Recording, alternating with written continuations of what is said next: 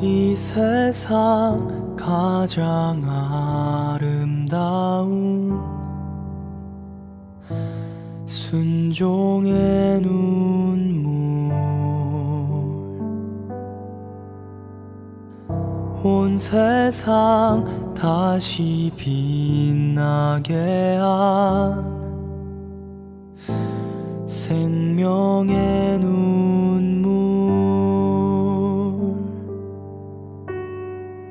그가 이 땅에 오신 이유, 죽어야 살게 되고 져야만 승리하는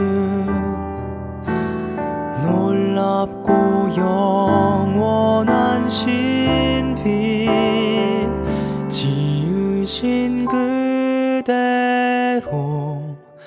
회복시킨 우리의 창조주 그리스도, 십자가의 길로 아버지 뜻 이루셨네. 그가 이 땅에 오신 이유, 이제 우리에게 맡겨진 그 소망, 그 사랑, 그 생명, 아름답고 눈부신 십자가의 길, 우리가 이 땅에 살아갈 이유.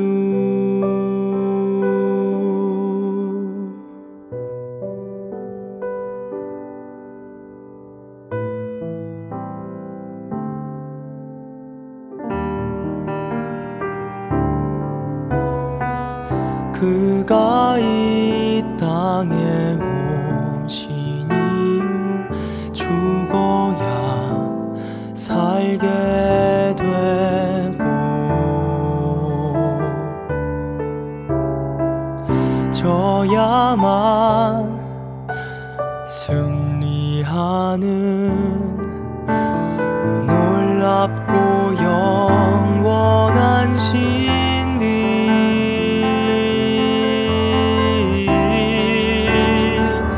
지으신 그대로 회복시킨 우리의 창조주 그리스도, 십자가의 길로 아버지 뜻 이루셨네. 그가 이 땅에 오신 이유, 이제 우리에게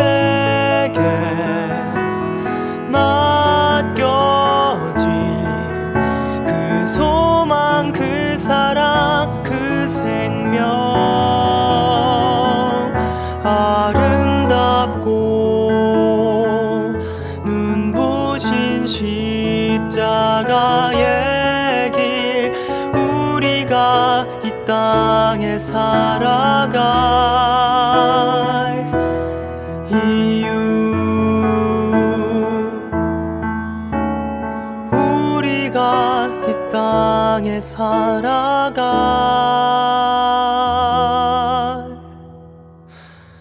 이유.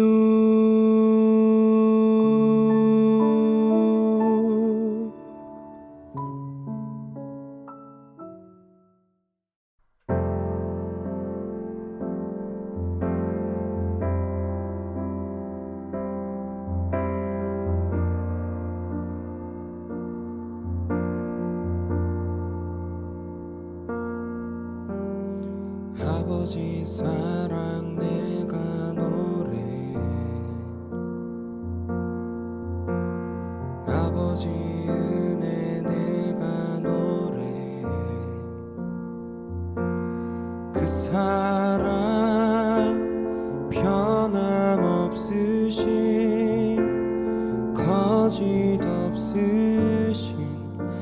성실하신 그 사랑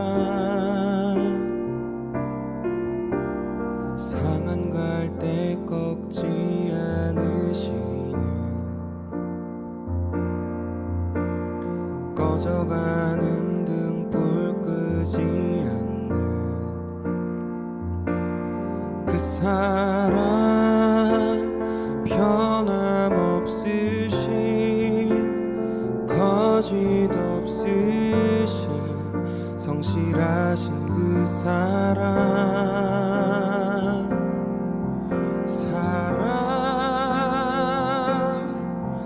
그 사랑 날 위해 죽으신 날 위해 다시 사신 예수 그리스도 다시 오실 그 사랑 죽음도 생명도 천사도 하늘의 어떤 권세도 끊을 수 없는 영원한 그 사랑 예수 그 사랑 나 위에 죽으신 날 위에 다시 사신 예수 그리스도 다시 오실 그 사랑 죽음도 생명도 천사도 하늘의 어떤 권세도 끊을 수 없는 영원한 그 사랑 예수 영원한 그 사랑 예수 영원한 그 사랑 예수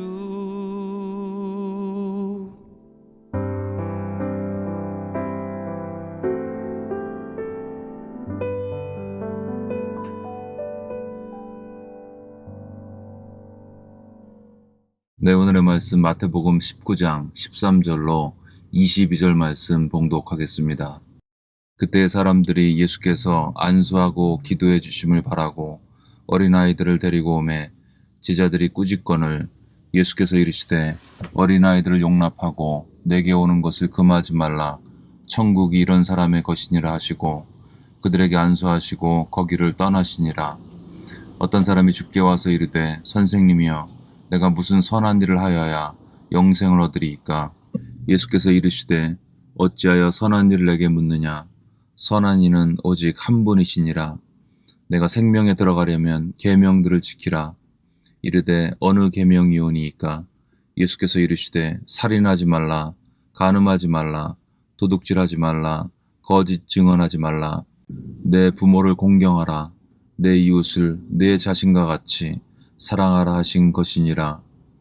그 청년이 이르되 이 모든 것을 내가 지켰사온데 아직도 무엇이 부족하니이까? 예수께서 이르시되 내가 온전하고자 할진대 가서 내 소유를 팔아 가난한 자들에게 주라. 그리하면 하늘에서 보화가 내게 있으리라. 그리고 와서 나를 따르라 하시니 그 청년이 재물이 많음으로 이 말씀을 듣고 근심하며 가니라. 아멘. 네, 오늘 본문은 두 부분으로 구성되어 있습니다. 본문의 앞부분은 어린아이들이 예수님께 접근하고 있죠. 이걸 보면 예수님 되게 친절하고 나이스하고 또 옆에 있으면은 말 걸고 싶고 그런 분이었을 것입니다. 아이들이 그걸 본능적으로 알거든요. 자기를 누가 받아줄 수 있는지. 어쨌든 이 아이들이 그렇게 예수님께 접근했을 때 제자들이 어리석게도 어린아이의 접근을 금지를 시켰습니다. 근데 그러한 제자들의 행동을 보면서 주님께서 그들을 꾸짖고 책망하시면서 하나님의 나라가 이런 어린아이와 같은 사람들의 것이라고 교훈을 주고 있는 것이 첫 번째 내용이 되겠습니다. 두 번째는 16절로 22절까지인데요. 부자 청년의 이야기죠. 청년이 묻습니다. 내가 무슨 선한 일을 해야 영생을 얻습니까? 이 질문에 주님이 답하십니다. 계명들을 지켜라. 이 모든 것은 내가 어렸을 때부터 다 지켰습니다. 주님이 마지막으로 말씀하십니다. 만일 내가 온전하고자 할진대 가서 소유를 팔아서 가난한 자들에게 주고 너는 나를 따르라. 불행히도 이 청년은 주님의 이 명령에 대해서 근심하며 떠나갔습니다. 주님의 부르심에 부정적으로 반응한 거죠. 이 부자 청년의 이야기를 보면서 먼저 드는 생각은 사람이 계명을 다 지켜도 그 안에 결핍감을 느끼는구나, 그것이었습니다. 이 청년은 어려서부터 본인의 고백처럼 간음하지 않았고 살인 안 했고 도둑질 안 했고 거짓 증언 안 했습니다. 이 사람이 한 것은 부모를 공경했고 이웃사랑을 한 선행을 했죠. 어려서부터 이 모든 계명들을 다 충실하게 순종했는데 이 청년은 신기하게도 예수님을 찾아왔습니다. 왜 그랬을까요? 이 청년은 아마 이 계명을 지키면서 그 심령 안에 본능적으로 알았을 것입니다. 이것만으로는 부족한데 이게 다일 리가 없다. 이런 느낌이 분명히 있었겠죠. 그랬기 때문에 그는 예수의 소문을 듣고 구원의 길을 증거한다고 하는 예수님의 소문을 듣고 예수님을 찾아왔던 것입니다. 그러면 무엇이 이 청년에게 결핍의 느낌, 결핍감을 주었을까요? 이건 매우 중요한 것입니다. 이것이 예수님을 따르는 것과 관련이 있고 구원과 관련이 있기 때문이죠. 이 결핍감의 원인을 주님께서 정확하게 지적해 주십니다. 21절에 보시면 내가 온전하고자 할진대 가서 내 소유를 팔아서 가난한 사람들에게 나눠주고 그리하면 하늘에서 보화가 내게 있을 것이고 너는 나를 따르라, 그렇게 명령하셨습니다. 예수님의 통찰력 앞에 벌겨벗겨진 부자 청년의 우상은 탐심이었습니다. 심령을 꿰뚫어 보시는 주님이 청년의 문제를 정확하게 지적하고 계신 거죠. 이 청년의 문제는 돈을 사랑하는 것이었습니다. 이 탐심의 문제 때문에 계명을 지켜도 마음에 만족이 없었습니다. 이 탐심의 문제 때문에 돈이 많아도 마음에 평안이 없었던 거죠. 여러분, 돈 자체는 중성입니다. 좋은 것도 아니고 나쁜 것도 아니고 단지 우리에게 필요한 거죠. 근데 돈은 중성이지만 돈을 사랑함은 일만 악의 뿌리라고 말씀하고 계십니다. 우리 4가지 마음밭을 배웠을 때 그중에 가시떨기, 그 마음밭의 원인은 재물의 유혹이었습니다. 부자 청년의 근원적인 문제, 계명을 지켜도 만족할 수 없었던 그 문제의 근원은 재물에 대한 과도한 욕심이었습니다. 여러분, 우리는 어떻습니까? 혹시나도 부자 청년처럼 늘 결핍감 가운데 살고 있지는 않은지, 예배를 드리고 사역을 하고 계명도 지키면서 그럭저럭 잘 해나가는 것 같은데 부자 청년을 괴롭히던 그 상태, 뭔가 부족하다, something missing, 이러한 심령의 상태가 아닌지, 만일 그렇다면 이 아침에 우리는 조용히 주님 앞에 나아가서 주님이 이 부자 청년의 마음을 스캔하셔서 무엇이 문제인지를 가르쳐 주신 것처럼 우리 마음에 캐스캔, 패스캔을 해서 우리 결핍감의 근원이 무엇인지를 주님 앞에 진단을 받아서 살펴보아야 합니다. 주님, 나는 왜 무엇을 해도 늘 만족이 없습니까? 끊임없이 나를 괴롭히는 공허감의 원인이 무엇입니까? 내가 예수님을 따르지만 내가 예수님보다 더 우선시해서 주님 앞에 버려야 할 것이 무엇입니까? 빌라도에게 중요했던 것은 유대 총독으로서의 명예였습니다.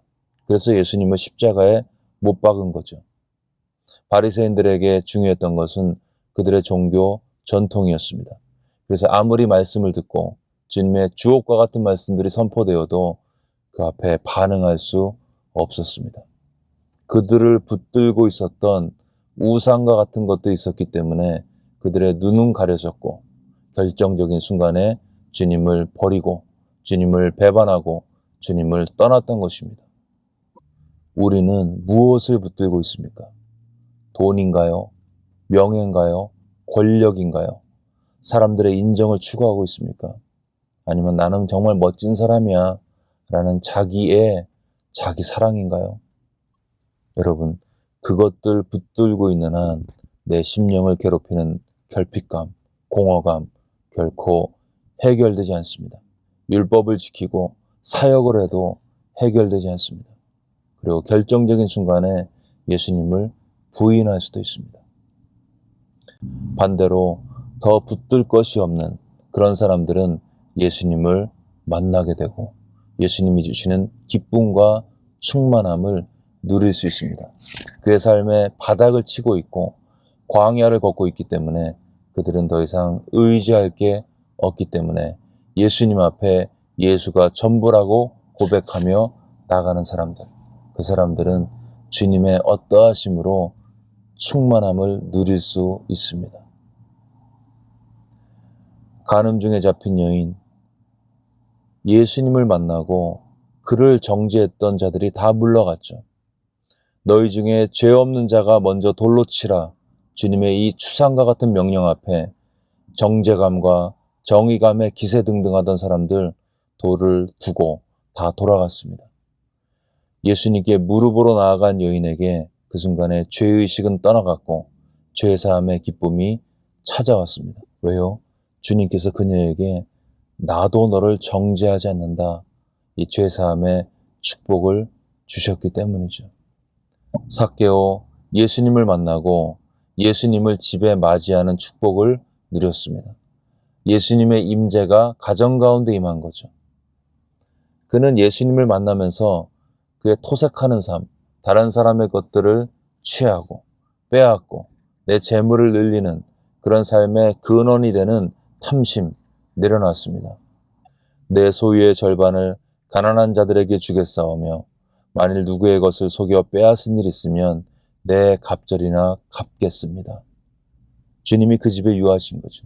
주님의 임재로 그 가정과 그 가정의 식구들은 얼마나 기뻤을까요?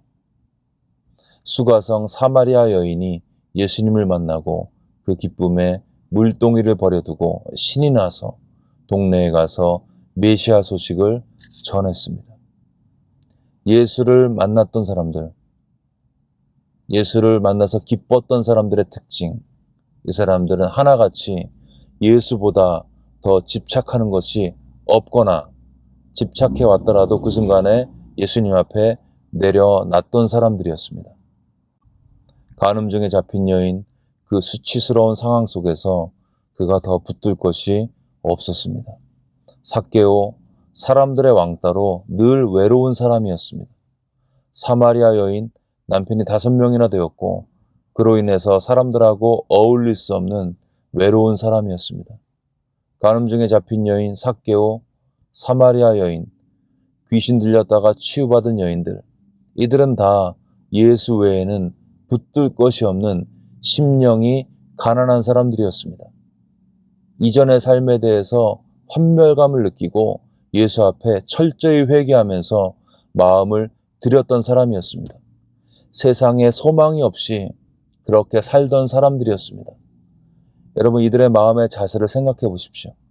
이들은 이미 예수님을 만나기 전에 만나면서 예수님 앞에 무릎으로 나아간 상태였습니다. 인생의 밑바닥까지 간 상태였습니다. 더 이상 내려갈 것이 없었습니다. 이렇게 가난해진 마음 가운데 주님이 만나주셨고, 가난해진 마음 가운데 주님의 은혜의 역사가 나타났습니다. 심령이 가난한 자들과 그 가난한 마음을 채우시는 주님과의 만남은 기쁨과 회복과 감격의 해피 엔딩이었습니다. 여러분, 혹시 우리가 예수님을 믿으면서도 예수님보다 더 중요한 게 있다면 이 시간 성령의 조명 아래서 그런 것들을 분별해보고 입술로 고백하겠습니다. 예수님 외에는 아무것도 중요하지 않다고. 여러분, 혹시 그걸 내려놓으면서 너무 아깝다 이런 마음이 든다면 그거 붙들고 있으면 우리 안에 끊임없이 나를 괴롭히는 결핍감, 공허감, 세세 무궁토록 계속될 것입니다. 계속 이 부자 청년처럼 구원의 길을 찾아서 헤맬 것입니다. 해결되지 않은 그 갈망 때문에, 갈증 때문에 이곳저곳 다니면서 계속 배우고 찾고 두드리지만 결국 구원의 길을 만날 수가 없게 될 것입니다. 근데 만약에 내려놓으면요, 주님이 찾아오십니다. 아니, 내려놓을 때만 주님을 만날 수 있습니다. 간음 중에 잡힌 여인, 삭개오, 수가성 여인, 귀신 들린 여인, 고아와 과부, 별 볼 일 없었던 제자들, 이들은 주님을 온전히 누렸습니다. 비결은요, 이들에게 예수님은 그 어떤 것보다도 가장 소중한 분이었기 때문이었습니다. 자본주의 사회에 사는 우리에게 돈이 필요하죠. 돈은 부정한 것이 아니고 중성적인 수단인 것입니다. 돈이 중요하지만 돈보다 예수님이 앞설 수가 없습니다. 공동체에 살고 있는 우리에게 사람들과의 좋은 관계 너무나 중요하죠. 최선을 다해서 관계를 유지하기 위해서 노력해야 합니다. 그러나 그러한 관계보다 예수님이 먼저 이어야 합니다. 그럴 때에 나를 지긋지긋하게 괴롭히던 이 결핍감, 공허감은, 두려움은, 불안함은 예수님 안에서 사라지게 될 것입니다. 이 아침에 예수님이 나의 전부입니다. 이 믿음의 고백으로, 또 내 우상을 다 내어놓는 고백으로 하나님께서 약속하신, 예수 안에서 약속되어진 그리스도의 기쁨과 충만함과 은혜와 평강을 누리시기를 주의 이름으로 축원합니다.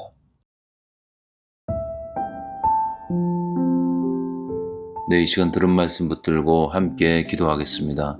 먼저 내 안에 끊임없이 나를 괴롭히는 결핍감, 공허감, 답답함의 원인이 무엇인지 하나님의 성령의 도우심으로 분별해 보겠습니다.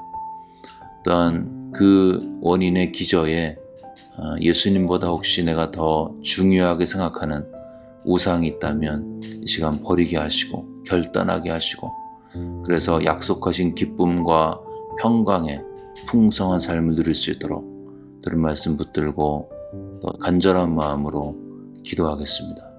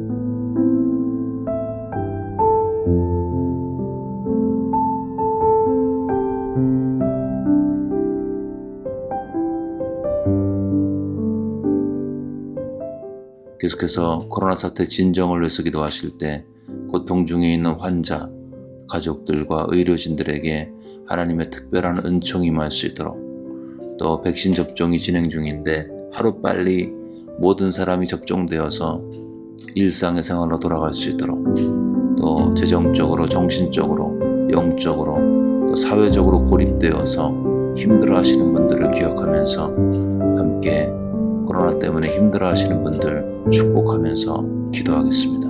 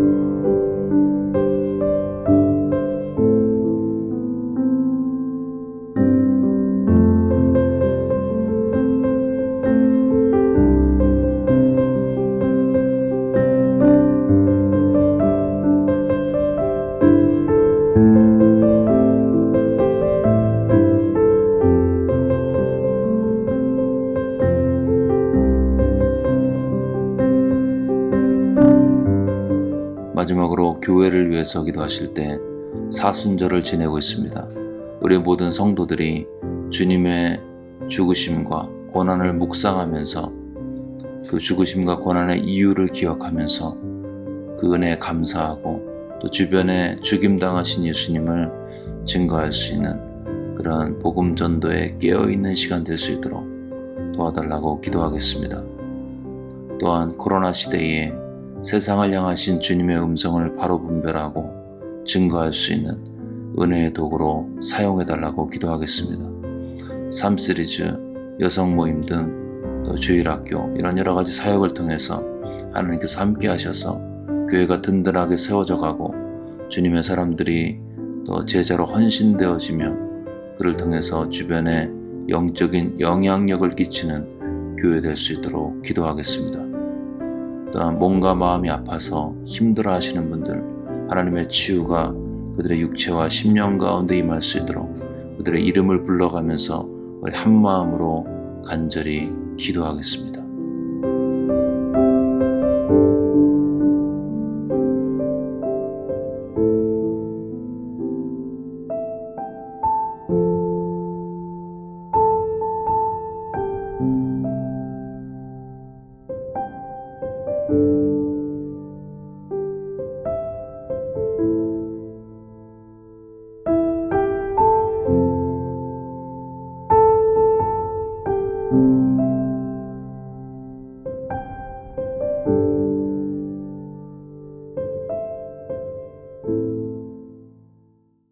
이제 다 같이 마음을 모아서 주기도문을 주님께 올리겠습니다.